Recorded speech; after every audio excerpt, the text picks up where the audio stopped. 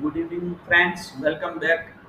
तो आज हम एक अलग एक स्टॉक लेके आए हैं इन्वेस्टमेंट के लिए और स्टॉक का नाम है steel authority India. SAIL SAIL अभी 145 पे यहाँ पे आप देख सकते हो ट्रेड कर रहा है। अगर कोई भी डीप नियर के टर्म में मिले 130 135 के नियर, तो यहाँ पे एक इन्वेस्टमेंट का जरिया रख आप लोग इन्वेस्ट कर सकते हो 2 to 3 ईयर के लिए।